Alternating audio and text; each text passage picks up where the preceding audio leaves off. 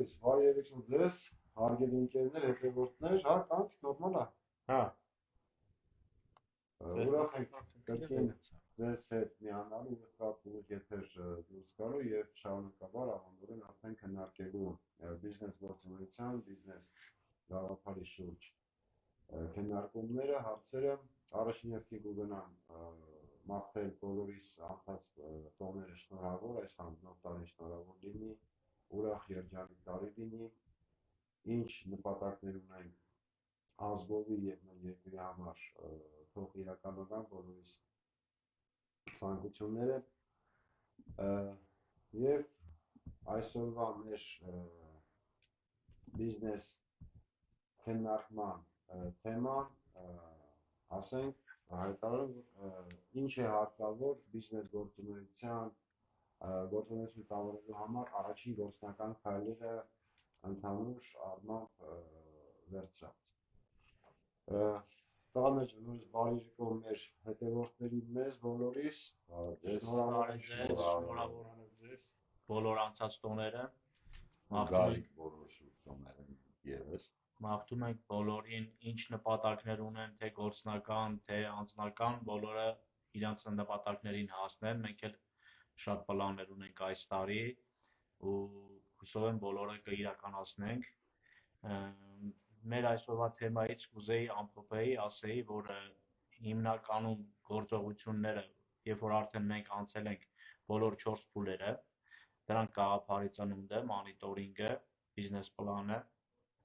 սա արդեն 4-րդ փուլն է մեր մոտ ոնց որ պետք է հասկանալ, թե գումար որտեղից ենք գտնելու առաջնահերթ, բիզնես պլանի հիմնական մասերից մեկն էլ դա է մեզ մոտ կազմում, նպատակներից մեկն էլ, որ հասկանանք որտեղից են գումար գտնելու մեր բիզնեսի համար։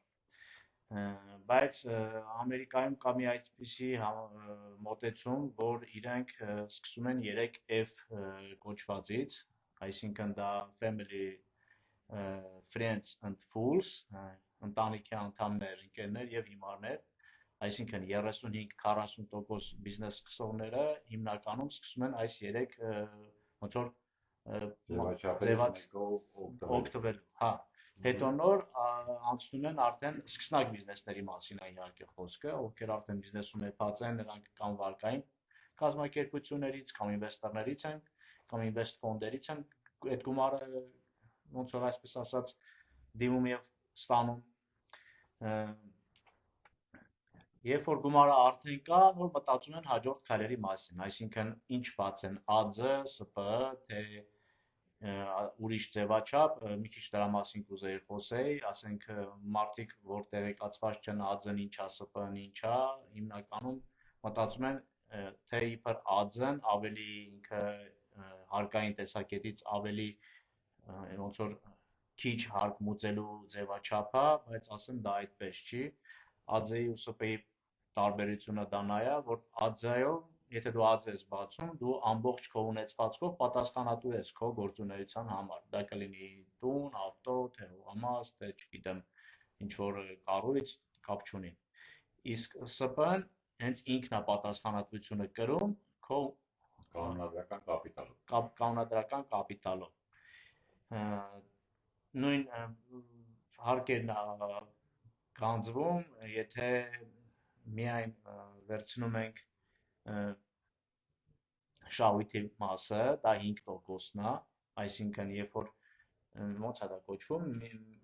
միայն շահութահարկ, ու կա շրջանառվող, դա 20%, այսինքն շահույթ, հանած, տեսեք, ԱՁ-ն ՍՊ-ից տարբերվող հատկությունները, հիշեք, որ ԱԶ-ն պատասխանատու է ձեր ողջ ունեցվածքով, ցանկացած մեծ հարկային ռիսկեր կլինի, վարչարարական ռիսկեր կլինի, դուք պատասխանատու եք ձեր անհատ ձեռներեցի, որպես սեփականատիրոջ, ինչ ունեք դրան։ Իսկ ՍՊ-ն ինքը բառը ինքն իրան հուշում է, սահմանափակ պատասխանատվությամբ ընկերություն, որը իր սահմանափակումը ձևաչափորեն տալիս է իր կանոնադրական կապիտալով։ Սկսած 10,000 դրամից դու կարող եք բացել ՍՊ ու ընտրեք ձեր հարկային դաշտը, կլինի շրջանառու հարկ, կլինի ավելացված արժեքի հարկ, կլինի ընտանեկան բիզնես եւ այլ, չգիտեմ, նոր օրենքներ, նոր փոփոխություններ ոնց որ թե չկան հարկային օրենսգրքով, NDS-ով, այսինքն ավելացված արժեքի հարկով աշխատելու դեպքում դուք նաև տալիս եք շահութահարկ, այսինքն բացի 20%-ից Իրակայինը 16.667%-ը, քանի որ հետ հաշվարկա գնում վերջնական արժեքի, որ ավելի պարզ լինի 1000 դրամը դառնում է 1200 դրամ, այդ 200 դրամն ավելացված արժեքի հարկը, իսկ 1200 դրամից որ ուզում եք իմանալ ինչքանն է ավելացված արժեքի հարկը մուծում, 16.66666 ու դիքրվեց վերջում մի հատ 7, մոտավորապես 0.1 միլիոն 1000-ական տարբերությամբ։ Դրանից հետո ավելացված արժեքի հարկում գոյություն ունի շահութահարկ, որը որ դուք վճարում եք ձեր հավելյալ շահույթից, առանց ավելացված արժեքի հարկի շահույթից։ Դրա մեջ դուք կարող եք ծախսագրել ձեր բոլոր ծախսերը, սկսած մարքեթինգ, սկսած բեռնափոխադրում, չգիտեմ, լոգիստիկ հարցեր, հումքի աշխատավարձ, ամեն մանրում կարող եք դրա մեջ կոպիտ ասած լցնեք ու շահութահարկը մինիմալիզացնել, նույնիսկ տույժով փակեք, բայց ավելացված արժեքի հարկը պարտավորվում եք մուծեք։ Դուք տեսեք տարբերությունը 5% շրջանառու AZ-ի կամ ՍՊ-ի դեպքում շրջանառու հարկի ու ավելացված արժեքի հարկի տարբերությունը իրականում մոտավորապես 15% է, չհաշվի, եթե չենք հաշվում շահութահարկը, բայց այստեղ կա մի բայց, որ դուք ինչ ինքնարժեքով եք կամ ինչ շրջանառու հարկով եք, որ աշխատում եք, նույնիսկ այդ 5%-ի դեպքում, դուք այդ հարկը կիրառում եք ձեր ապրանքի ինքնարժեքի վրա։ Այսինքն սպառողն է էլի, ոնց որ այդ հարկը վերջնական հաշվարկը, հա, սպառողից է։ Այստեղ կարևոր հանգամանք է, որ աշխատեք մաքուր, ինչքան կարաք։ Երբեք մի փոշմանեք, որ կարող է 1000 դրամ ավել հարկ մոտեք։ Նույնիսկ այս շահութահարկի մասով որ ասում եմ, պետք չի դուք իրան չգրանցված կամ չեղած ծախսեր մտցրեք, որովհետև այդ ամեն ինչը նպաստում է իշահ մեր պետության։ Եթե դուք գերշահույթ ունեք, գերշահութահարկ չեք կարող այդքանը լցնել կոպիտ ասած, այդ շահութահարկով դուք կարող եք բացեք երկրորդ բիզնես, թեկուզ էլի շրջանառու հարկով կամ ավելացված արժեքի հարկով, կցեք ձեր այս կազմակերպությանը, եթե շահութահարկից ուզում եք խուսափենք կամ չվճարենք, այդ երկրորդ բիզնեսը դառնա ու տենց ցեպոշկով ձեր բիզնեսները կարաք շատացնել։ Ընդհանրապես շահութահարկ չմուծելով, բայց պետությանը նաև հարստացնելով, ձեր բիզնես մտքերը զարգացնելով։ Այսի մի հատ բիզնես թեթև գաղափար, որ դուք կարող եք ամեն ինչը լայֆհակ, որ շահութահարկից կամ ավելացված արժեքի հարկից երբեք մի խուսափեք, որ իրան 20% են կամ մի հատ ավել շահութահարկ եք մուծելու ինչ-որ X%։ Ձեր շահութահարկը միշտ կարող գործարեք նոր բիզնեսի, նոր գաղափարի, նոր ներդրման մեջ։ Շնորհակալություն ավելացման համար, Խորեն ջան։ Եվ երրորդը կուզեի խոսեի բայց բաժնետիրական ընկերության գործունեության մասին, որը որ շատ կարևոր է մեզ համար։ Այսինքն ինչ է նշանակում բաց բաժնետիրական ընկերություն։ Եթե դուք ՍՊ եք բացում, դուք չեք կարող ձեր ընկերության հիման վրա ակցիաները ոնց որ բաց թողեք ու մտնեք բիրժա, այսպես ասած, որպեսզի կարողանաք ինվեստիցիաներ բերել, այսինքն դրամ բերել ձեր ընկերություն։ Դրա համար կուզեի խոսեինք բաց բաժնետիրական ընկերությունից ու իրանց իրա ու ՍՊ-ի տարբերությունը։ Երբ որ դուք բացում եք, այսինքն չեք կարող բացել միանգամից բաց բաժնետիրական ընկերություն, ԲԲԸ, դուք բացում եք ՍՊ, այնուհետև դիմում եք համապատասխան մարմիններին պետական, որպեսզի փոխեք ձեր ՍՊ-ն դեպի ԲԲԸ-ի։ Դա չեմ սխալվում, 6 ամիս գործունեություն պետք է ծավալվի, եթե չեմ սխալվում։ Չէ, ինչքան հիշում եմ, 1 ամիս հետո կարող ես դիմել։ Հայաստանում չգիտեմ ճիշտը որ ասեմ ոնց է, Իսկ Ռուսաստանում մեկ ամիս հետո կարող ես դիմես, բայց մի 6 ամիս տևում է այդ գործընթացը, հա, մինչև փոխում են։ Դա շատ լավ հնարավորություն է, որպեսզի կարողանաք նոր ներդրումներ բերել ձեր ընկերություն, որ հիմա մենք ցանկանում ենք ինքներս դեպի այդ որպես ուղղվածությամբ գնալ։ Բացի այդ, ՍՊ-ում դուք ունեք սահմանափակ պարտներներ, այսպես ասած, ինչքան որ ես գիտեմ, Հայաստանում էլ է այդպես, եթե չեմ սխալվում։ Անսահմանափակ չի, բայց սահմանափակ է, Ռուսաստանում 50-ից ավել արդեն վերանվանվում է բազմաբաժնետիրականի հանդես, պետքա փոխվել, հա։ Եվ այդ ներդրողները ՍՊ-ի ժամանակ չեն կարող չերևալ, իսկ ԲԲ-ի ժամանակ իրանք կարող են անհայտ մնալ, այսինքն եթե ցանկություն ունեն էլի, ու ձեռք բերեն իրենց ակցիաները, այսպես ասված։ Ու բազմաբաժնետիրականի մեջ փակ բաժնետիրական ընկերություն ու բազմաբաժնետիրական ընկերությունը նաև տարբերվում է իրարից։ Ես հարցնում եմ միտքը վերջացնի։ Ես վերջացրեցի, դու կարող ես շարունակել։ Տեսեք, բազմաբաժնետիրական ընկերությունում ցանկացած անձ կարող ձեռք բերի մասնաբաժին։ Նույնը եւ ՍՊ-ում կարող ձեռք բերի մասնաբաժին, բայց այստեղ բաժնետիրականով է բազմաբաժնետիրականում, այնտեղ մասնաբաժին տարբերությունը ՍՊ-ի ու բազմաբաժնետիրական ընկերության դա է։ Իսկ փակ բաժնետիրական ընկերությունում, եթե օրինակի համար 3 հոգի են, եթե իրանց կանոնադրության մեջ կետ իրանք չեն փոխում տնօրենի խորհրդի որոշումով եւ այլով, իրանք փակ բաժնետիրական ընկերության առավելությունը, առաջին առավելությունը նրանում է կայանում, որ ընկերության մեջի գործընկերները իրարից կարող են ձեռք բերել մասնաբաժիններ։ 4-րդ անձ պետքա տնօրենների խորհուրդը որոշի, որ ներգրավի։ Եթե դու մտնում ես IPO բազմաբաժնետիրական բիրժա, բազմաբաժնետիրական ընկերություն կամ փակբաժնետիրական ընկերություն, իրանք շուկայում հավասարազոր են։ Այստեղ արդեն ձեր ընկերության մոնիտորինգից կամ բիզնես լոյալությունից կապված ցուցանիշներն են, որ բաժնետոմսը բարձր է կամ ցածր։ Ճիշտ է։ Ինչ կավելացնես դու պարոն։ Ուրեմն այդ ՓԲ-ի մեկ է ԲԲ-ի հետ կապված մի բան էլ ասեմ, այդ նույն բորսային առևտրային, ուրեմն բորսայում հիմնականը գները պայմանավորված է հիմնական երկու սկզբունքից։ Առաջի սկզբունքը, թե տվյալ ԲԲ-ն կամ ՓԲ-ն ով է, ինչ է իրանից ներկայացնում, այսինքն եթե դրա հանդեպ, այսինքն ասենք ասեմ, մի սկզբունք գոյություն ունի,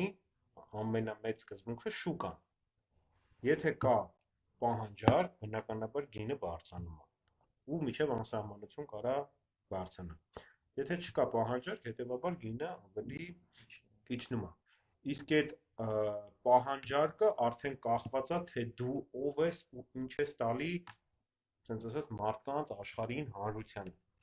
Եթե հանրությանը հետաքրքիր պրոդուկտ ես տալի, եթե աշխարհին հետաքրքիր պրոդուկտ ես տալիս, միանշանակ դրա հանդեպ հետաքրքրությունը մեծ է, հետևաբար գները բորսայում ավելի բարձր է։ Ընդհանուր առմամբ մակերեսորեն ներկայացրեցինք իրավաբանական կողմերը։ Հիմա թե ոնց են կարող մենք գումար ձեռք բերենք, եթե մենք չունենք ինքներս, ու քանի որ Հայաստանի Հանրապետությունում բիզնես գործունեություն ծավալելու համար գոնե մինիմումը 3 ամիս բիզնես գործունեություն ծավալող իրավաբանական անձ պետք է լինի, կլինի դա ԱՁ, կլինի ՍՊ, կլինի ցանկացած ոլորտ, ցանկացած ընկերություն ձևաչափով, մինիմումը գոնե 3 ամսվա հաշվետվություն պետք է ունենա։ Երկրորդ տարբերակը, եթե դուք գրանցված աշխատող եք, օրինակի համար X ընկերությունում թեկուզ կեսգույքով աշխատավարձի չափը մինիմալ աշխատավարձ, դուք կարաք, չգիտեմ, բարգի տեսանկյունով, դա բոլորս գիտենք, ես այս նորություններ չեմ ասում, բայց կա Ամերիկայի ձևաչափը, որը որ Արսենը ասեց, Family, Friends, Fools, 3F-ի, եթե ձեզ ընտանիքի անդամները չեն կարող գումարով օգնել, եթե ընկերները չեն կարողանում գումարով օգնել, դուրս է գալիս մի քիչ կոպիտ է հայ թարգմանաբար հնչում հիմարներ, չէ՞։ Դուրակի, դուրակի։ Հիմարներ, բայց իրանք առաջի հայացքից կարող են հիմար թվան կողքի մարդկանց, ովքեր որ չեն հասկանում բիզնես գործունեությունը, բայց իրականում իրանք ձեզ հավատարիմ անձն են լինում, որ գումար են դնում ձեր բիզնեսի մեջ, թեկուզ 3-5 տարի եմ ասում, ամիս չեմ ասում, 3-5 տարի զրոյական եկամտաբերությամբ ձեր բիզնես գաղափարը ուղղակի դու կարող եք ճիշտ ներկայացնեք, ձեր բիզնես պլանը ճիշտ կառուցված լինի, ցույց տաք ինչ եք ուզում անեք, հավատացեք, ասենք կարող եք գտնել, նույնիսկ կարող եք գտնել խելացի դրամապանակի օրինակով ասեմ, խելացի դրամապանակ հորինվածքով մարդիկ վաճառել են աշխարհում, եթե չեմ սխալվում 10,000 օրինակ, երբ որ ինքը հələ ստեղծված չէ, մենակ միտքն էր։ Ինչ ձևի է լինելու, հեռախոսի զանգը կորցնում ես, հեռախոսի զանգը գալի, ասենք հեռավորության վրա, ինքը հիշեցնում է քեզ ամեն ժամը մեկ, որ դու ուշադիր լինես, միամիտ կորցրած չլինես։ Նմանատիպ ֆունկցիաներ ունի խելացի դրամապանակը, ու մինչև օրս հələ աշխարհում բոլորին տված չի, եթե ինձ ինֆորմացիան ճիշտ է ասել, աշխարհում հələ իրանց նախնական պատվերների քանակը հələ լրացված չի։ 3 տարի առաջ է ստեղծվել խելացի դրամապանակը։ Նույն ձեր բիզնես միտքը դուք կարող նախավաճառք անեք, նույնիսկ նախավաճառք անեք պրոդուկտը հələ չունենալով։ Ես իմ օրինակից ասեմ, մենք Armenian Kingdom ապրանքանիշը սկսել էր թեյերի արտադրություն։ 2 տարի հետո մենք ունեցանք գործընկեր Ամերիկայի Միացյալ Նահանգներում, ով առաջարկեց ամերիկյան տեխնոլոգիայով Հայաստանում ստանալ ջրի արտադրություն ու արտահանել Ամերիկա։ Մեզնից հասնում էր ընդեղ այս տեխնոլոգիան կարողանային բերեին, ադապտացնեին մեր տեղի մրգի հետ, ստանային FDA ստանդարտներին համապատասխան գոնե թեթև աննշան շեղությամբ հումք պատրաստի արտադրանք, ուղարկեինք Ամերիկա փորձաքննության, հաստատվել, որ իրանց հետ իրանց ստանդարտներին համապատասխանում է ու արտահանել։ Մենք այդ ամեն գործընթացը նոր սկսել էինք, տուփի դիզայն ունենք, մենք արդեն Եվրոպայում կոնտրակտ ունենք։ Ամերիկա հələ շուկա չմտած, փորձաքննություն չտված, մենք նախավաճառք ունեցանք Եվրոպայում։ Անալիզների փորձաքննության արդյունքները տվեցինք, մենք արդեն Ռուսաստանում էլ կոնտրակտ ունենք։ Նույնը եւ դուք կարաք։ Հա, ես քո ասացի վերաբերյալ մի բան ավելացնեմ, Խորհրդ ջան, ուրեմն առավել եւս կրիպտո ինդուստրիայի մեջ նման բաներ, որ դու դեռ պրոդուկտը չունենալով, բայց վճարում ես այդ պրոդուկտի դիմաց, շատ կան, ուղղակի հիմա այդ լեզվով չասեմ ոնց է կոչվում դրանք, հենց ավելի պարզ ասեմ, ուրեմն իրանք սենց է, ինչ որ տոկեններ, կրիպտովալյուտաներ են, որ նոր պետքա թողարկվեն, բայց ինքը չի թողարկվել, պետքա թողարկվի ու տվյալ թողարկող ընկերությունը, որը պետք է թողարկի տվյալ կրիպտո արժույթը, առաջարկում է, որ դու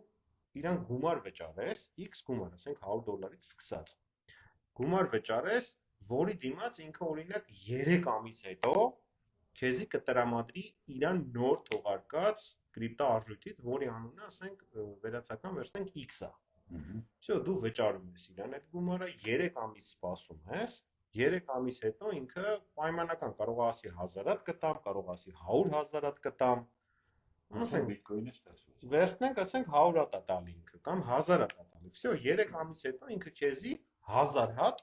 այդ իր ստեղծածից է տալիս, բայց այդտեղ իհարկե կան կոնկրետ այս կրիպտո ինդուստրիայում կան ռիսկային գործոններ, որ միջև էդի առնելը պետք է հասկանաս ով այդ առաջարկողը, ինչ առաջարկում, ինչ միսիա կատարում այդ կրիպտովալյուտան, որ ինքը ինչ առաջադրանք է, ինքը ինչի համար ընդհանրապես ստեղծվում։ Եթե ամեն հարցի պատասխանները քեզի բավարարում է, որ ինքը ինչ-որ տեխնոլոգիապես հզոր է, ինչ-որ լուրջ ռազրաբոչիկներ կան դրա հետևը կանգնած, դու այդ $100 կամ X էլի պայմանական թվեր եմ ասում։ Վճարում ես, սպասում ես այդ X ժամկետը, ինքը քեզ տալիս է իր ասած այդքան վալյուտան, եւ որը այդ պահին բիրժայում կարող է արժենալ $10,000։ Ոնց բիտկոինը սկսեց, ասենք մի բիտկոինով կարծեմ $5 էր մի բիտկոինը ինչ էր սկզբից ու կարողանում էր մի քանի հատ պիցցա տեսեք, պատերել։ որպեսզի մեր դիտողների համար ավելի պարզ լինի, հա բիտկոինի օրինակը շատ լավ է, բայց եթե վերցնենք ավելի մասնագիտորեն, вообще տարբեր բաների մասին ենք խոսում, որտեղ բիտկոինը լրիվ ուրիշ սկզբունք ուներ, իսկ իմ ասածը լրիվ ուրիշ սկզբունք է։ Նախավաճառքի սկզբունքն է։ Հա, նախավաճառք է, այսինքն ինչ է, օրինակ ասենք մի հատ X, մի հատ ինչ-որ մեկը, որը հասկանում է ոլորտից, հավաքում են ինչ-որ խելացի մարդկանց, ասենք, չգիտեմ, մեկը Ferrari արտադրող է, մեկը Samsung արտադրող է, հավաքում են ու որոշում են, որ այս բրենդները այսուհետ պետք է նաև կրիպտո արժույթով վաճառք իրականացվի։ Բայց ինչ կրիպտո արժույթով։ Իհարկե, բիտկոինը շատ լավ տարբերակ է, բայց որպեսզի իրանք եւս այդ կրիպտոից եկամուտ ունենան, արտադրում են մի հատ կրիպտո, օրինակ, անունը Ferrari։ Դրանք ներքին պայմանավորվածություն է, ներքին առևտուրը լավացնելու համար։ Այո, ու արդեն հանրությանն են ներկայացնում, որ սիրելի հանրություն, մենք արտադրում ենք Ferrari կրիպտո արժույթը, որը իրանից ներկայացնում է ու իրաց ծրագիրը, թե այդ արժույթը, որ իրանք արտադրել են, ինչ է իրանից ներկայացնում։ Ու ինքը արժեք չի ունենում այդ պահին, այսինքն պաֆակտու դու վճարում ես X փող ոչնչի համար այդ պահի դրությամբ ապահովագրված ես այն մտքին, որ տանում ես գաղափարի հետևը, ովքեր են գաղափար։ Ստեղ դու այդ փողը տալիս ես գաղափարի համար, Եկել հեղինակության, այո, բայց կա ռիսկ, որ կարա դա չաշխատի ամեն դեպքում։ ռիսկերը շատ են։ Ամեն դեպքում կա, բայց հենց մի հատ Aptos էր կոչվում այդ կրիպտովալյուտայի անունը, որը էլի ոչինչ չարժեր ու ես այն ժամանակ ուղղակի շատ ժամանակ չեղավ, որ շատ խորանայի այդ Aptos-ի այդ գաղափարը ինչի հիման վրա է ստեղծվել, բայց շատ էր գալի ինձի Ապավիշենյաններ այդ Aptos-ի վերաբերյալ, մի երկու բան հասցրել եմ այդ ժամանակ կարդամ։ Ու այդ ժամանակ մոտավորապես $300-ից սկսած կարում էիր էլի գաղափարի մեջ, ոչ թե մանետա առներ, գաղափարի մեջ ներդրում աներ, ինքը քեզի դրա դիմաց տալիս էր, եթե չեմ սխալվում, $300 դիմաց 1000 հատ այդ Aptos մանետա միավորից էր տալի, հա։ Ու երբ որ մոտավորապես 6 ամիս տևեց, մինչև ինքը մտավ կրիպտո բիրժա, եմ շեշտում, որտեղ այն բիրժան լրիվ տարբեր հասկացություններ է։ Ուրեմն ինքը երբ որ մտավ կրիպտո բիրժա, ինքը այնքան ուժեղ գաղափար էր, այնքան ուժեղ ռազմավարություններ կային իր հետևը, մի Aptos-ը միանգամից $18 կուրս տվեց։ Ճիշտ է։ Հիմա ինքը իջել է կուրսը $8-9, բայց էլի մощնի է ինքը։ 9, ասենք $300-ին 1000 ու ինքը $18 ու ամենաուժեղը այն էր, որ նման պրոյեկտներում, երբ որ դու ինչ որ քանակ ա քեզ տալի X փողի դիմաց, երբ որ ինքը բիրժա է մտնում, այդ ընկերությունը թույլ չի տալի, որ քո ամբողջ ունեցածը կոնվերտացիա անես։ Հա, աշխատում է արդեն կենտրոնական բանկի ապրես, ինչի, որտեղ եթե ինքը թույլ տա ամբողջը կոնվերտացիա անես, բոլոր կասվի ռազրիվ կլինի։ Կուրսը միանգամից ոչնչանա կարելի ասել։ Դրա համար ամենտեղ կա պայման, որ երբ որ ինքը մտավ բիրժա, ես քեզ թույլ կտամ, չգիտեմ, միտեղ 10%, շաբաթական 2-2%-ով բաց է թողնում։ Հիմնական սկզբունքը տենց է, բայց տեղեր կա միանգամից 50% են բաց թողում, ոնց որ եղավ Aptos-ի օրինակով։ Այսինքն, եթե Aptos-ը ես ձեռք բերեի, հենց բիրժայի ժամանակ 50%-ը կարայի կանխիկացնել։ Իրանք կնեցավ նայ նույն այս սիստեմը Հայաստանում շատ քիչերն են օգտագործում, դաժե ոչ մեկ չի օգտագործում։ Դա կոպիտ եմ ասում, բաժնետիրական ընկերության հաշվարկով եմ ասում։ Ինքը թողարկել է 1000 հատ բաժնետոմս։ X արժեքով։ Ինքը այդ ամեն 1000 հատ բաժնետոմսը թողարկում է իր կանոնադրական կապիտալի հիման վրա։ 1000 հատ բաժնետոմսը, երբ որ ինքը մուտք է վերցնում իր մոտ, այսինքն ինքը կարող է եւս ինչ-որ X% ավելացնել։ Այնինչ որ իր կանոնադրական կապիտալը արդեն ամբողջությամբ սկսում է աճել այդ 1000 հատ բաժնետոմս թողարկած բաժնետոմսի հիման վրա, ճիշտ է։ Այսինքն իր բաժնետները, եթե ամեն մեկը 1000-ի մեջ 0.1% էին, ինքը եթե նոր բաժնետոմս է թողարկում, օրինակի համար 100, 0.1% տոկոսը 100-ի փոխհարաբերակցությամբ իջնում է, ինքը նոր ներդրում է ներգրավում արդեն։ Ու տենց իր կանոնադրական կապիտալը աճելով ինքը կարող է չափորոշի գունդը գծիկը մեծացնի ու բիրժայում հավելյալ բաժնետոմս է թողարկի, որը որ ժամանակին արել է Ford-ը, նույնը Ferrari-ն, Standard Oil-ը, ամերիկյան բոլոր կազմակերպությունները։ Իր էդի ձնագնդիկի պես մեծացող սիստեմա, էլի։ Ինչքան ձյունը շատ, այնքան ձնագնդիկը մեծանում։ Հա, բայց այդտեղ գոյություն ունի նաև ռիսկեր այդ կազմակերպությունը, որտեղ իրանք իրաց կանոնադրության մեջ օրինակի համար կարող գրի, եթե դու 7%-անի 7%-ի բաժնետեր չես, դու իրավունք չունես տնօրինի խորհրդի որոշմանը մասնակցել։ Ձայն իրավունք չունես։ Ոնց կորոշվի, այդ է որոշումը։ Դաժե եթե ընկերությունը գնա բանկրոտվայի, ոչ մեկից ոչ մի չի կարող։ Այսօր ճիշտ է, Օվեն ջան, այսօր շատ ներդրումային տեղեր կա, էական չի ընկերությունը ինչ է զորության, հա։ Ես կասեի երևի 80+% ներդրումային տեղերը սկսած բանկերից անգամ, ուրեմն իրենց պայմանների մեջ կա, որ իրանք միակողմանի իրավունք ունեն պայման փոխելու։ Քեզի զուտ տեղեկացնելով միակ պարտադիր պայմանը, ոնց որ հիմա նամակը գալի, որ վարկային պայմանները փոխվեց, կամ ավանդի պայմանները քարտի վճարը այսինքն այստեղ չեն հարցնում դու համաձայն ես կամ համաձայն չես։ Ամսուտից մտնում է ուժի մեջ։ Հա, ու տենց ոչ միայն զարմացած ճիշտ ասած Հայաստանում։ Չէ, էդի ասեմ, ոչ միայն Հայաստանում, հա, պրակտիկան գոյություն ունի ամբողջ աշխարհում։ Ամբողջ քեզ բացի ծանոթությունից, որ ծանոթում է տալիս, ինքը մի հատ էլ հավելյալ բան անում, եթե դու չես ուզում, ինքը չեղարկում է, ու քարտը, ասում է դե դեպքում ամսի 8-ին ես չեղարկում եմ, 7 գիշեր նոր պայմանով ուզում ես համագործակցենք, արի, չէ, բայց իրանց պայմանագրի մեջ օրինակի համար Ամերիկայում, ուզում է դու քարտային լինի, ուզում է ավանդային լինի, ցանկացած պայման փոխելու դեպքում բանկը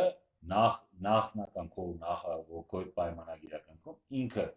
ֆորս մաժորներից բռնած բոլոր ռիսկերը անում է շահույթի։ Այսինքն եթե ինքը պայման է փոխում քո պայմանագրի ժամկետի մեջ, ինքը քեզ տուժտուգ անգամ ուզում։ Հայաստանում չկա։ Հա, գիտեմ, Հայաստանում չկա, այ քո ասած պրակտիկան կա Եվրոպա, Ամերիկա, Հայաստանում չկա այդ կոմպենսացնելը, ասենք ռուսերեն ասեմ, կոմպենսացնելու process-ը, որովհետև նույն հենց վարկային ոլորտում ասեմ, երբ որ ես ասենք օրինակ 10%-ով վարկ եմ վերցնում 3 տարով, ու 2 տարի 10%-ով ես փակում եմ, երրորդ տարին մեկ էլ դառնում է 11, օրինակ։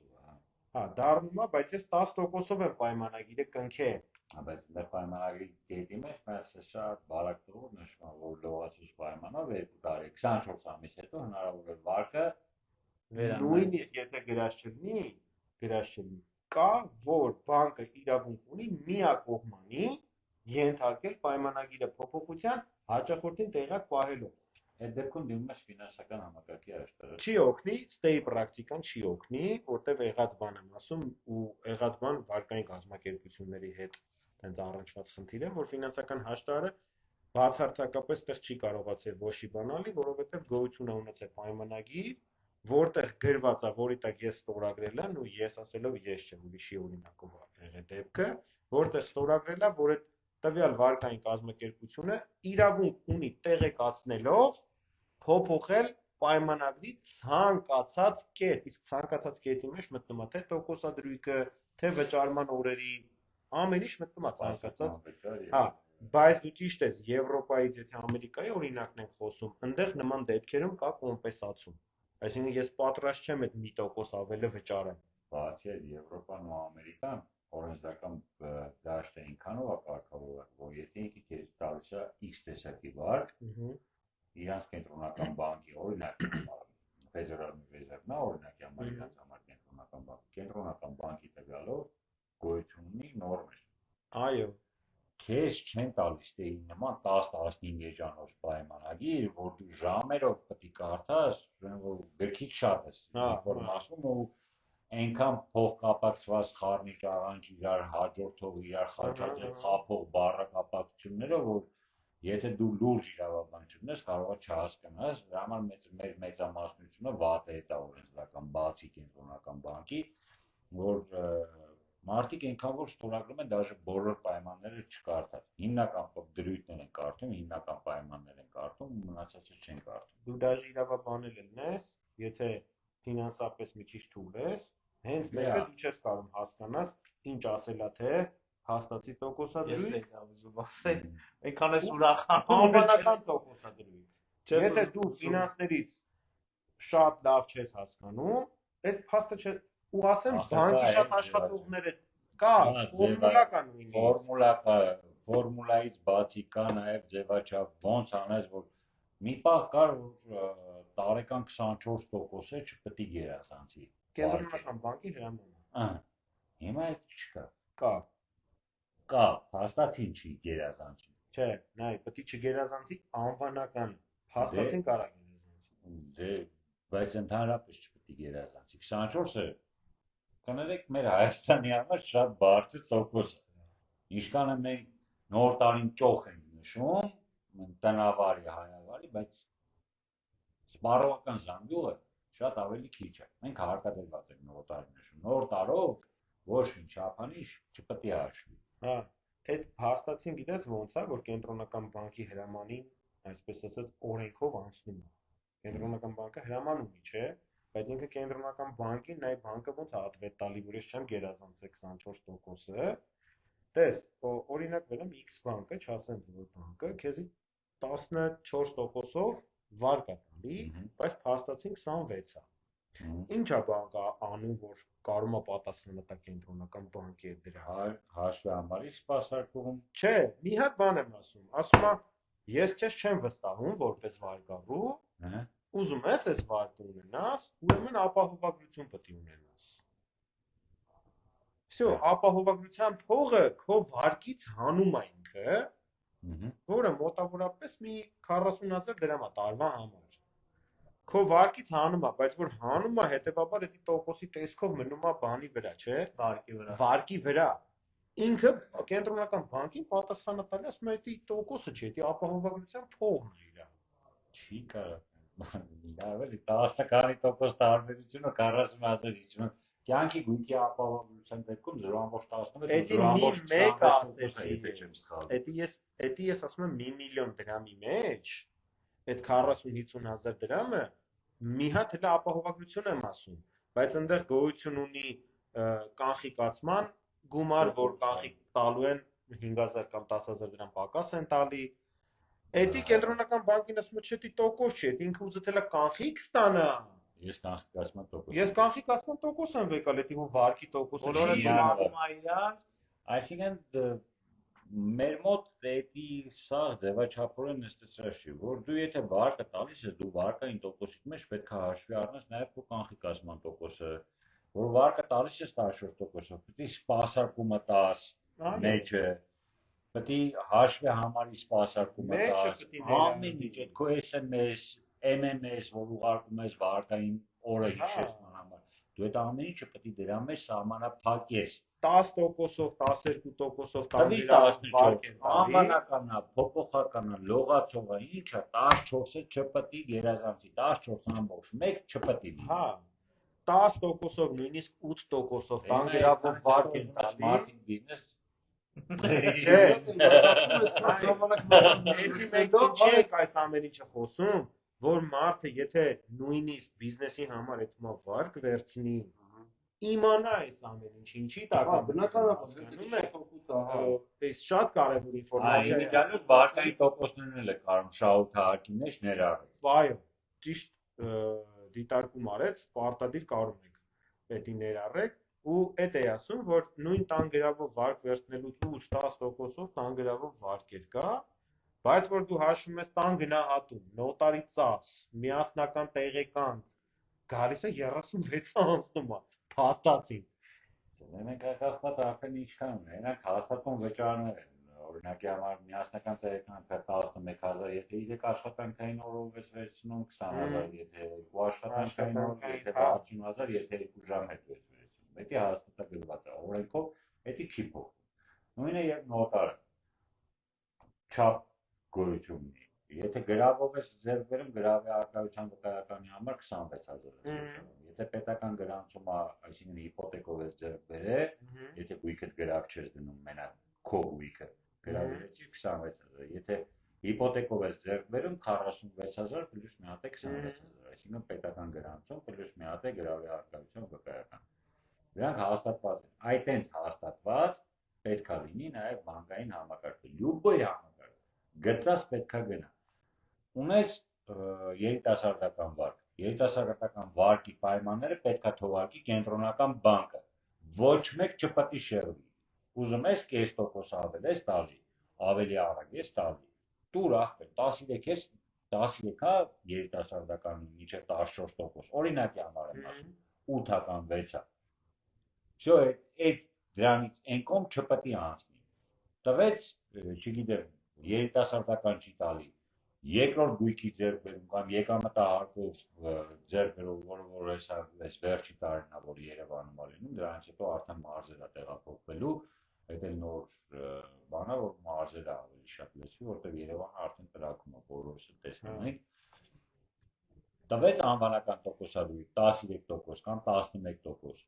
որը որ էլի Հայաստանի պայմանների համար բարձր է։ Всё, չպետք է անցնի։ Այն մաքսիմում պրիզելը տվեց սպասարկումով, գլուխ կոնձիով, չգիտեմ, ակրոբատով, ինչով է, բանկում ինչքան աշխատող կա, իրանց աշխատավարձը, իրանց բյուջե եւ այլն, նույն այդ բանկերը շահութահարկը իրանց շահութահարկը ներողություն, բայց իրանց շահութահարկը տալիս են բոնուս, որ կարող են այդքան շահութահարկ տան պետությանը, ու պետությանը մի հատ էլ բան ունի, օգուտ է լինի ման։ Կամ թող ստեղծեն բիզնես ֆորում, տան բիզնեսներին։ 5 միլիոնով, 6 միլիոնով, 3 միլիոնով բոնուս են ստանում, նոր տարվա բերան, ինչա որ պետությանը քիչ արդեն աշխատողին, աշխատողը լավ անում աշխատում, եթե դեռքան աշխատողի մասին մտածում եք, դա մեզանից է տանում, չէ՞։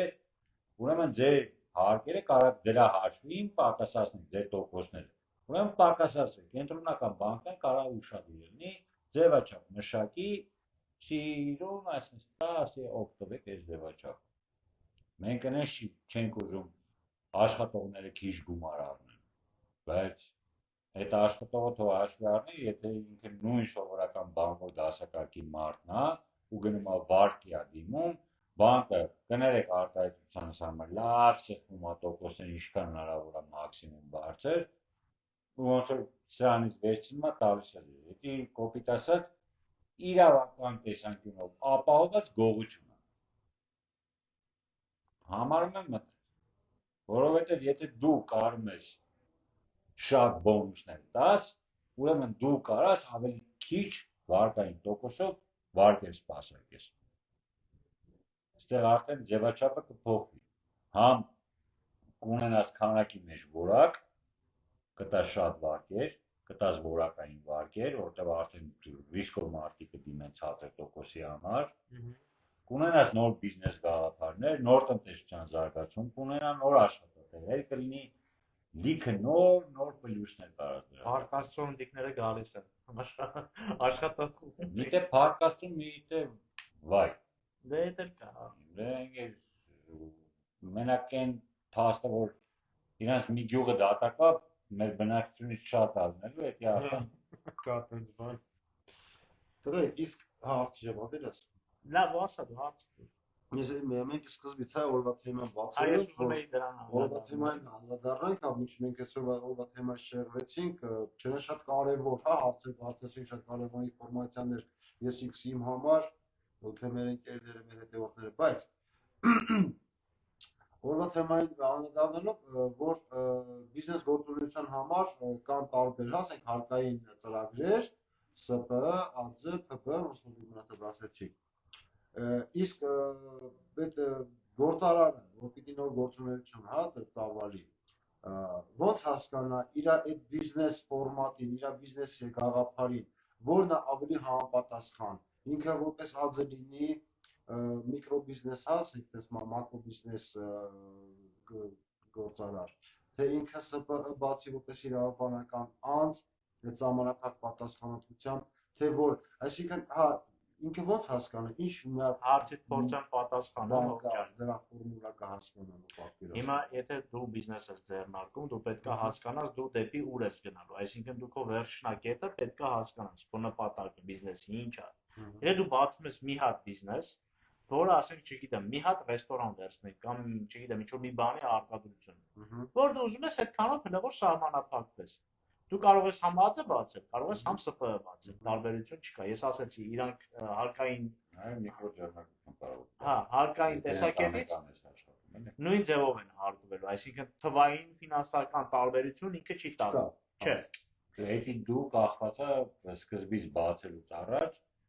ինչ հարկային դաշտով ես աշխատելու, որոշում ես ինքդ։ Այն դե ինքը ոնց հասկանա, որը որոշի, այդ որոշումը Այդ պետք է իր գործունեությունը հասկանա ինքը, այդ բիզնես պլանը ինքը գրել է, չէ՞, ինքը կանխատեսումներ գիտի, ինչ կանխատեսումներ ունի։ Ըստ դրա ինքը հասկանում է, իր ծախսերը ավելի շատ կլինի ինքը բացի ոնց է կոչվում դա շահութահարկ, թե բացի այն մեկը, որտեղ Այդ ինքը պետք է հասկանա։ Իրան, ասենք, ինչքան էլ գնա իրավաբանի մոտ, իրավաբանը նույն կամ հաշվապահի մոտ, իրան նույն բանն ասելու։ Տեսեք, դու ոնց ես հասկանում, ոնց ես շրջակով աշխատելու հաշվետվությունները, ֆինանսական հաշվապահական հաշվետվությունները տալը ավելի հեշտ է։ Նույնը ԱԾ-ն լուծ արելը ավելի հեշտ է։ Քան ՍՊԸ-ն։ ՍՊԸ-ի առավելությունը ու մինուսներն էլ կան։ ՍՊԸ-ն ավելի ուշ է կարում, որտեղ զրոյական հաշվետվություն եւ այլ հարկայինից պետք է հաստատվի, որ զրոյական հաշվետվությունը բարդ բան չունես, որ դու կարող ես լուծարել։ Ստացին տեղում ԱԶ-ն տեղում 5 րոպեում կարող ես լուծարել։ Ցանկացած ՍՊԸ, ԱԶ, չգիտեմ, միկրոձեռնարկություն եւ այլ բացելը էլի 5-ից 10 րոպե է տեղում, շատ երկար չի տեղում, բարդություններ չկան։ ՍՊԸ-ի հաշվետվությունը անկախ նրանից դու ինչ հարկատեսակով ես աշխատում, իր հաշվետվությունը հաշվապահական ավելի բարդ է։ Եթե դու ավելացված արժեքի հարկով ես աշխատում ես արտադրության մեջ, քո բոլոր արտադրական կոմպոնենտները պետք է գծային սա հաշված լինի։ Հոսանքի ծախս, մի տուփ ինչ-որ X ապրանք արտադրելու համար, ինչ հումքեր է գնում, ինչ ռեսուրսներ ես օգտագործում, կլինի ֆիզիկական ռեսուրս, կլինի ֆինանսական ռեսուրս, կլինի ժամային ռեսուրս, հոսանք եւ այլ, ամեն ինչը սա պետք է մի տուփի մեջ պետք է գրագրված լինի։ Այսինքն այդ հաշվետվությունն էլ է ինքը իրանով բարդացնում։ Բայց ես որ ընկերություն եմ բացել, ես բացել եմ սահմանափակ պատասխանատվությամբ ընկերություն, կանոնադրական կապիտալը սեղել է 10,000 դրամ, իմ օրինակն եմ ասում։ Փոխառության պայմանով ես իմ ֆիզիկական անձից, իմ եղբոր ֆիզիկական անձից, փոխառության պայմանով ՍՊԸ-ին տալիս ես պարտքով գումար, ցանկացած պահի եթե քո ՍՊԸ-ն ուզենաս ինչ-որ ռիսկեր լինի, անկախ հանգամանքից, ես էսի կոպիտ ասած լայվ խակ եմ ասում, անկախ հանգամանքից, դու առաջինն ես, որ դու կարող ես ՍՊԸ-ի քո գումարը հետ վերցնես, հետ պահանջես, կլինի գույքա ձեռք բերե, տարածքա ձեռք բերե, չգիտեմ ինչա, մեքենայա ձեռք բերե կամ ինչ-որ մի հատ հաստոցա ձեռք բերե, եթե ՍՊԸ-ն գնում է լուծարման կամ բանկրոտствоյի, դու այդ քո գումարի պահանջով, թեկուզ ինչքան է ֆիզիկական անձը ու փող կապացված լինես, դու կարող ես հետ պահանջես։ Այսինքն առաջին բալանսից դու ես անում, նոր հետո պետությունը կամ բանկերը եւ այլ, քանի որ քո փոխառության պայմանագիրը կա։ Ու բանկը, երբ որ եթե դու դիմում ես բանկին քեզ ասում է, ինչ ունես, ասում ես փոխառության պայմանագրով ես իմ ֆիրմին գումար եմ տվել, որ իմ բիզնեսը զարգանա։ Կանոնադրական կապիտալը 10,000 դրամ է։ Օրենքով սահմանված է, թույլատրելի է, կարաս անես, արա։ Ու ես առաջի օրվանից աշխատել եմ հավելացված արժեքի հարկով։ Ես առաջի տարում ունեցել եմ մոտավորապես մի 400,000 դրամի վաճառ, ամբողջ տարվա կոնցեպտով եմ ասում։ 2018 թվականին։ Բայց չեմ փոշմանել ու հարկատեսակս չեմ փոխել։ Մինչև այսօր էլ աշխատում եմ ավելացված արժեքի հարկով։ Հաստատ ժողովուրդ, ոչ թե ասենք հաշվապահական ծախսերը որպես ավելի թանկ սպասարկվող, քան ԱԶ-ին է, բայց իրավական տեսանկյունով թեկուզ հենց որ բանկ էլ ես դիմում, միտե ԱԶ, միտե ՍՊ, ՍՊ-ի նժարը ավելի ծանր։ Հենց այդ հարցն էի ուզում տա, եթե մտքից, որ հա, ասենք մարդ ուզում է գործունեություն ծավալի, ու իր համար ոնց որ դու ասեցի, տարբերություն չկա, ինքը ԱԶ գրանցվի այդ գործունեության համար, թե ՍՊ ֆինանսական բաներով, հա, ծախսի, բայց ինքը հետո հասկանում է, ինքը գործ ունենալու բանկերի հետ, հա, բանկի հետ արժեք գործ ունենալու կամ ասենք ուրիշ ինչ-որ ընկերությունների հետ իրար համագործակցելու, այստեղ մի հարց կա, ինքը ԱԶ գրանցվի կամ ՍՊ գրանցվի, այդտեղ բանկի հետ կամ ուրիշ ընկերությունների ՍՊ-ին միշտ լուրջ են վերաբերվում։ ավելի լուրջ, ավելի Նույնիսկ քո պարտիոները ՍՊ-ին ավելի լուրջ են վերաբերվում։ Անկախ նրանից դու շրջարկով ես աշխատում, թենդերեսով ես աշխատում։ Եթե ինքնին մասը ՍՊ, всё, Դա ավելի լուրջ է։ ավելի լուրջ է։ Քանց թե ԻՊ-ն ոնց է, որ ասում են, կարա պայմանագիր կնքի քո հետ, օրինակի համար, չէ՞, ինքը փողը փոխացես, պատվերը տվես։ Փողը ստացար, կանխիկացրի, всё, ԻՊ տարար փակեցիր։ Ոչ մեկ ոչ մի բան չի կարող։ Պարտավորվածություն։ Ու քո գրիշ քո գույքային է, սա ինչ ունես, չունես, սա մաքրում ես, գցում ես,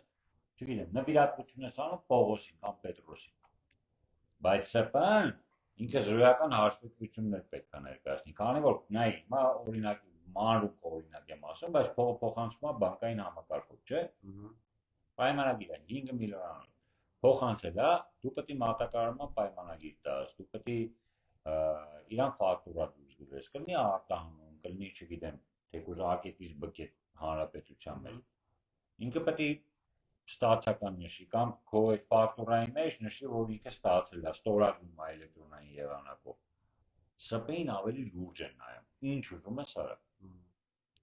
Ցանկացած հարկատեսակով աշխատելու ՍՊ-ին ավելի լուրջ են նայում։ Հիմա Այսինքն նայած ոլորտի, նայած բիզնեսի ասենք անկախ ոլորտից, անկախ բանից, ՍՊ-ին ավելի լուրջ ասենք են նայում, քան ԱԶ-ին։ ես իմ օրինակով, որ ես ուզում եմ որպես ասենք մակրո ձեռնարկություն, ասենք անհատական, ԱԶ որպես զբոսավար, որ ասենք հա մեր տուրիզմի զարգացման ոլորտում քեզ ավելի ուժեղ կնայեմ։ Դու ավելի բայց ոնց ես որ մի քիչ կլասը բարձր է։ 6 ամսվա ԱԶ-ին ու 6 ամսվա ՍՊ-ին նույն հաշվետվություններով, նույն վիրուշկով ՍՊ-ին, հա, ՍՊ-ին ավելի շատ բանկը ռեզոնանս կտա, ավելի ցածր տոկոսով, քան ԱԶ-ին։ ԱԶ-ին ինքը տալու դեպքում օրինակի համար եմ վերցնում մինչև 5 միլիոն լիքը բանկեր կան, որ 6 ամսական ՍՊ-ին, եթե հաշվետվությունները նորմալ է շրջանառու բաներ ունես, շարժեր ունես, ինքը քեզ մինչև 5 միլիոն, մինչև, չեմ ասում 5 միլիոն կոնկրետ, կախված քո շրջանառու միջոցներից։ Մինչև 5 միլիոն հեշտ վարկ է տալիս։ Բայց ԱԶ-ին կարող ասի ինչ-որ մի բան բեր, որ երաշխավորի։ Գրավ։ Անկախ հանգամանքից դու ՍՊ-ով, ԱԶ-ով, էլի 2 կամ 1 երաշխավոր տանում ես։ Եթե իհարկե շատ մեծ չի քո շրջանառությունը։ Բայց դու արդեն գույք չես տալի 5 միլիոնի համար։ Ու հետո ավելացված արժեքի հետ կապված էլ, եթե չեմ սխալվում, եթե շրջանառությունը 100 միլիոնն է, որ գերազանցում է, եթե նույնիսկ դու ավելացված արժեքի հարկով չես աշխատում, բայց եթե տարվա կտրվածքով 100 միլիոն դրամը գերազանցում է քո շրջանառությունը, դու ավտոմատ անցնում ես 224-ից փոխվում է արդեն շրջանառու հարկ, բայց շրջանառու հարկի մեջ է կա բան, որ դու կարող ես քո ծախսերը էլի իջացնես այդ 5% անուշ բալանսը, իջեցնես մինչև 1.5%, 2%-ի սահմաններում կարող ես իջացնել։ Բայց չմոռանանք նրան, որ սպառողն է միշտ վճարում քո այդ հարկը։ Այնպես որ հիմա նայեք, մեր Հայաստանի ժողովուրդը սիրում է ԱԶ-ներ բացի, առևտրով զբաղվողները հիմնականում ԱԶ են բացում, հենց հասնում է կապիտալի, այսինքն այդ շեմը, որ պետք է հատի, որ ինքը արդեն ավտոմատ փոխում է NDS-ի, տեղում լուծարում է, բացում է կնոջ անունով, աղբոր անունով, երեխա անունով։ Մի հատ պայմանագիր ասենք, չգիտեմ, Այդ էլ պետք է հարկային օրենսգրքով կանոնակարգված լինի։ Կա ընտանիք, ունենք տվյալներ։ Այդ էլ պետք է, շո, աշխատում ես, էս հա, վարեցիր այսքան, 1-2 հոգի, շատ չկարնա անի։ Իմի բարեկամի անունով անի, խապելու 10 տարի խապեն 5 բարեկամական պորտով, մարդու կնիկով։ 10 տարի, բայց դուք ամեն տարի ասենք ուզենաս, որ պետք է փոխվես, քո բիզնեսը աճում է, ում ես ափսոսում։ Քո երեխան ես ափսոսում, որ ինքը վատ կրթություն կստանա, որովհետև դու քիչ հարկ ես մուծում։ Քո ծնողին ես ափսոսում, որ ինքը լավ թոշակ չի ստանա, փորձառությունը, բանակիդ ես ափսոսում, զենքի, պատրոնի, ճանապարհներին, լիքը բաներին ես ափսոսում, չի կարելի։ Եթե դու այդքան զարգացել ես, որ քո տարվա կտրվածքով դու պետք է անցնես, դու խով անցի։ Իդեպ ինչքան հիշում եմ 50 միլիոն է հիշում, հա։ Չէ, 100 քանիս էր, մերը բարձրացել են։ Բարձրացրել են, պետք է մի 3 տարվա բան եմ, էլի։ 3 տարի առաջ, 4 տարի առաջ 50 միլիոն հիշում եմ, հետո սարքին 100 միլիոն։ Դա ո՞նց է, ես Շրջանառությունից տեղափոխում ես ավելացված այսինքն դու ծառայությունը առևտուրա կապ չունի, շրջարկը տես, արեցիր 1 միլիոն առևտուր ամսական խոսքի օրենք, դրա 5%-ն է շրջարկը մուծում։ Ծախս ինչ ուզում ես արա, ուզում ես 10 միլիոնի արա, չես կարող, դա մինուս անես։ Կարաս մինուս անես, իջնես մինչև 1։ Չէ, շրջարկի դեպքում չես կարող։ Շրջարկի դեպքում հենց շրջարկի դեպքում ես կարող։ Դե ես ոչ եմ խաղախառնում եմ, բանը, մեկը ռուսական ինքան հայկական ազգերի տարբերում է, իրան կանոններով նույնն են, բայց ես Ռուսաստանի բաներով եմ ասում, այնտեղ ասենք 5%, հա։ Դա հաստատումն է։ Դա հաստատումն է, հա, չգիտեմ, ես կարող շրջարկը սխալ ասեցի։ Հաստատունը 5% մուծում ես։ Ծախս ինչքան ուզում ես արա, չես կարող մինուս անես։ Իսկ այն մեկը 20% բան է, մուծում ես արդեն եկամուտից, այսինքն դու արեցիր 1 միլիոն 16% է մի ժամանակ, 20%-ը դա։ Հայաստանում 20, Ռուսաստանում 16%։ Հիմա 18 է։ Բան, մի խոսքով 1 միլիոնի առևտուր արեցիր ու 800,000, ասենք, ծախս ունես, չգիտեմ, աշխատավարձ ու կեսը։ Հանում ես 800,000-ը, մնաց 200,000, դրա 20%-ն ես մուծում հարկը։ Դա տարբերությունը։ Այդ ծանոթ եմ ռուսական բանալիքները, Այդ 200,000-ը եթե չես ուզում ուծես, ախպեր, բացի երկրորդ ՍՊ, երկրորդ տոշկե դիր քո նույն առևտրային։ Ներդրում արա երկրորդ ֆիրմիդ մեջ, բացի երկրորդ ֆիրմը, 2 գործունեություն սկսի ծավալել։ Հարկերը տերի շատանում է, շահութ հարկ պետք է մուծես, արդեն կես միլիոնով պետք է մուծես, եթե չես ուզում անցնես NDS, ներդրում արա ստեղ, այս մյուս ֆիրմը զարգացրա, այնի թող կանգնի, բայց դու պետությանը մի խափի։